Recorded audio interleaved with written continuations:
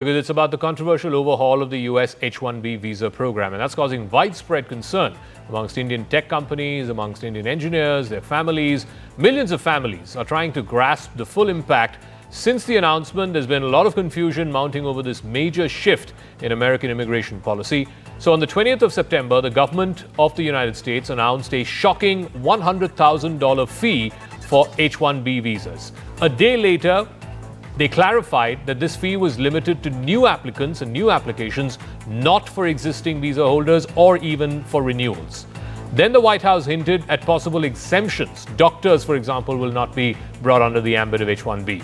It also highlighted the critical role of healthcare workers. And today, under the new overhaul of H-1B, the US administration is proposing that the lottery system, which was the existing system for H-1B, will be completely scrapped, and instead, weightage will be given to high-skill, high-pay applicants.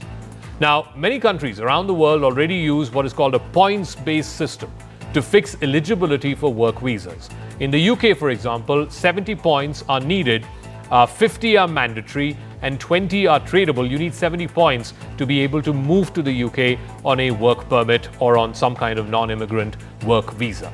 In Australia, again, it has a points system. It takes into account all kinds of factors. Age is a factor, gender is a factor, English skills, education, all of those are factors. And again, you need a certain minimum number of points before you can apply, or at least before your visa is successfully processed. Canada uses a comprehensive ranking in its express entry pool.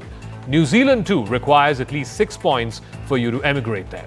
Singapore employs a point system to ensure eligibility and diversity, and Germany has what is called an opportunity card for non-European Union job seekers. South Africa requires 100 points for critical skills or general work visas. We also provide a huge amount of talent and innovation for which Indian engineers and Indian graduates are famous. That also provides us an opportunity to provide solutions for corporations across the world, including in the US, to support their growth plans, to support their plans to focus on new research and development, new ideas. The startup ecosystem in India is very vibrant. The average Indian working in Germany earns more than the average German working in Germany. And that's pretty good news. Because a high salary means that Indians are contributing big time to our society and our welfare. Our migration policy works a bit like a German car. It's reliable, it is modern, it is predictable. So let me go back to Ambassador Katju. So do you think the shortfall, if any, and there will be a degree of shortfall, no doubt about it, of the number of Indian engineers and techies who go to the US, at least in here on out, can that be compensated by other countries like Germany or UK or Canada? I believe even China has now issued something called a K visa.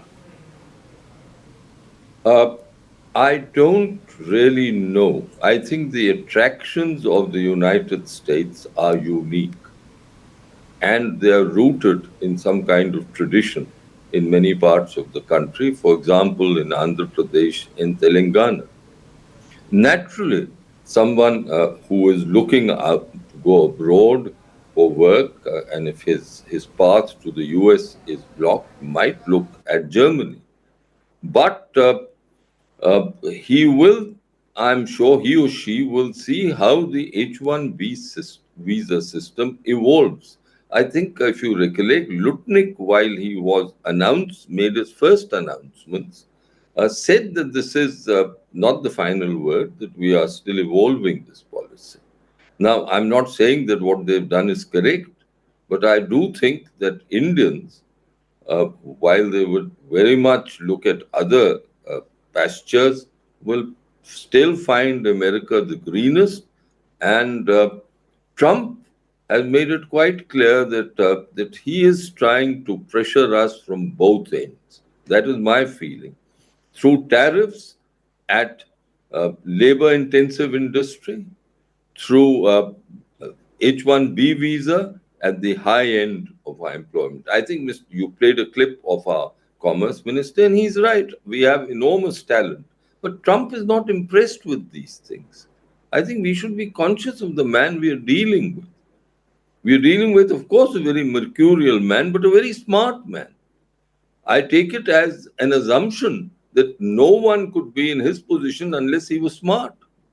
In his own way, he's extremely smart. He knows exactly what he wants as far as the American economy is concerned, as far as immigration is concerned. And he is let us not kid ourselves. He is really putting enormous pressure on us. He is annoyed, I think, at the fact that we didn't, and we couldn't, because that was untrue. What the government did was absolutely right, that there was no American mediation. Americans were talking to the Pakistanis, they were talking to us. But in his mind, we are not accepting what he feels is something that he did for which he deserves the Nobel Prize. Okay. So you're dealing with this man. What do? We should be prepared for every kind of pressure. There's talk that he'll put a tax on remittances for non-American nationals. There's talk of outsourcing taxes. So the German ambassador may be very happy because Germany is, it's an aging population and they want people. Okay. So we should look at all that. But Germany and Europe has its own problems. After all, the intrusiveness when it comes to child care, that's a question that should be put to him. Okay. And to the other Nordics, and to Nordics, etc. That, look, will you respect our culture when it comes to these issues? Ambassador Katju, as always, a pleasure, sir, speaking with you. Thank you so much for joining us with your thoughts and perspective. It's a busy time in the world of diplomacy and for diplomats, as indeed it is a time of great uncertainty for many, many H-1B holders and their families. My colleague Griha brings you an explainer, a deep dive into one such case, and then juxtaposes that with what is likely the case of hundreds of thousands of Indian techies whose future in the United States is sort of hanging in the balance, even if the White House has said this new rule does not apply to existing visa holders.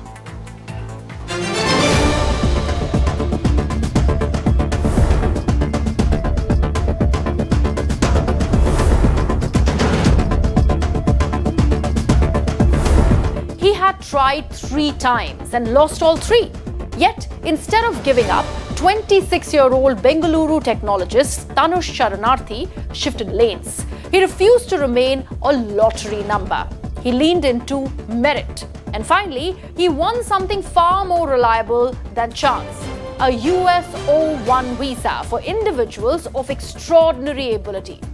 His story lands at a moment of dramatic churn in the US immigration policy. On one side, there's outrage over an H-1B system that gives away limited visas by random draw. On the other, the Trump administration is proposing to re-engineer the system, tilting it toward a merit proxy based on wages and slapping a staggering $100,000 fee on new petitions. For many, like Tanush, those changes could validate a pivot toward O1 or other merit-centered paths. But for thousands, especially mid-level and early career professionals, the shifting rules may deepen exclusion rather than democratize access.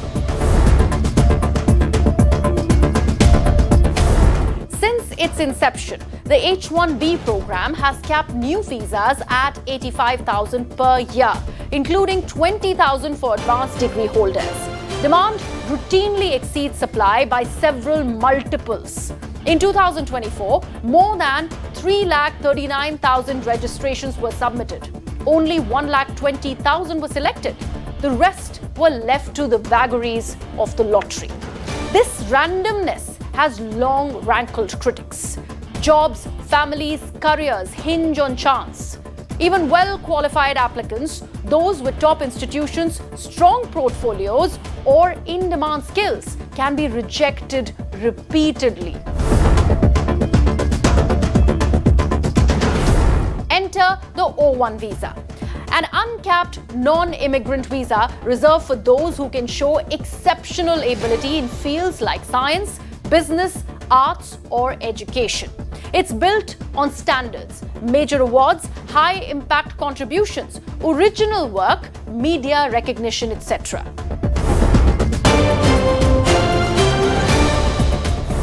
As if confirming the shift in tone, the US Department of Homeland Security is now proposing to abolish the pure lottery in favor of a weighted selection process that favors higher paid positions. Under the draft rules, applicants in the highest wage tier, roughly more than or near about $162,528 would receive 4 entries in the selection pool. Those in the lowest tier would get only 1.